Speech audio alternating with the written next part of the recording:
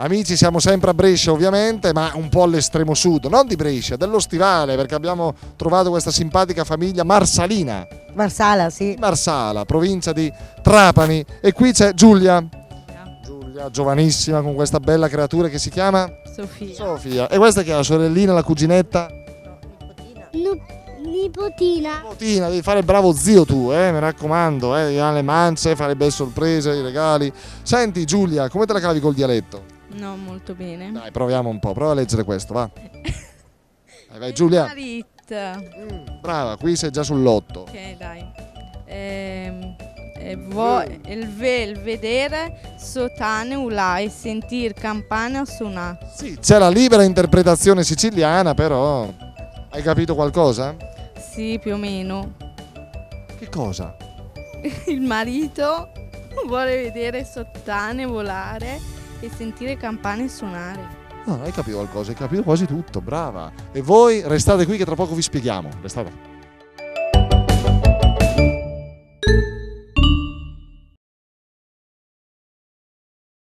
C'entro anch'io,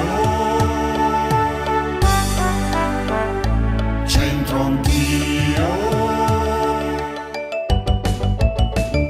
Ben ritrovati a Centro Anch'io, amiche e amici. Mi hanno detto che quando la Pinacoteca Tosio Martinengo tra non molto tempo riaprirà i battenti in una veste completamente rinnovata, nella 14ª sala ci saranno anche 2 pitocchi all'osteria.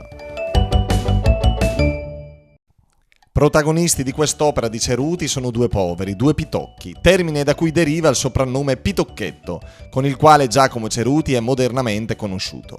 I 2 sono seduti contro un muro spoglio e sbrecciato, accanto a un tavolino con una brocca, carte da gioco e tabacco raccolto in un cartoccio. La condizione di avvilimento suggerita dall'ambientazione è amplificata dalle vesti stracciate e sporche, dai piedi nudi e pare contraddetta dalla delicatezza con cui l'uomo a sinistra tiene un gattino e dallo sguardo penetrante che egli rivolge fuori dalla tela. La forza della scena, del tutto priva di significati simbolici e allegorici, è amplificata dalle dimensioni dei personaggi al naturale, inusuali per questo tipo di soggetti.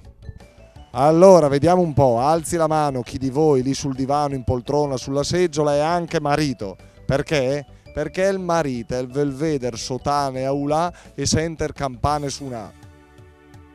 Sono Daniele, sei Daniele. Pettinato bene, ma... Sei tu Daniele? Sì, sono io Daniele. Come facciamo a capire che sei Daniele? Vuoi vedere la carta d'identità? Ma per carità Daniele, tu che fai di bello Daniele nella vita? Io studio le canossiane. Vabbè, Daniele, come te la cavi col dialetto? Studi il dialetto le cannussiane? Sì, cioè non proprio studio il dialetto, però faccio le commedie teatrali. Vabbè, allora Daniele vai forte. El marito, il Belveder sotane aulà e senter campana suonà. Cioè, caro Daniele? Il marito vuole vedere le gonne a volare e sentire le campane a suonare. Sì, bravo, questa è la traduzione, ma bravo, adesso il significato più recondito, il sottotesto, come ti insegnano, la metafora. Allora, cioè essendo magari anche le gonne in una forma diciamo conica come le campane, non saprei. Luciano di Brescia. Sì. Sei sposato tu? Sì. Questa cosa un pochetto ti riguarda. El marito, il Belveder sotane aula e senter campana suonà. Che significa secondo te Luciano? Tradurla, sai tradurla? Sì. Prova a tradurla. Vabbè, vuol vedere le sottane volare e sentir suonare le campane, però non so cosa voglio dire. Tu sei felicemente sposato. Sì, certo. Tua moglie è una brava persona, ti riempi di attenzioni, di cura. Vabbè, quindi le campane a suonare un po' le senti. Sì, sto bene. Per le sotane aula ne riparleremo in un'altra occasione, va bene? Va bene. Il marito vuol vedere sultane e ula e sente campane, che vuol dire che capiamo vedere che sono le sultane. Il marito vuole vedere le gonne volare e sentire le campane suonare. Bravo Eric, stavo forte Asia, Montagnino, Montagni, le grape. Che significa? Riesci a spiegarlo Eric? Asia? Ma guarda, io col dialetto bresciano proprio zero. Però Eric è bravo, Sì, Quindi lo stretto. infatti.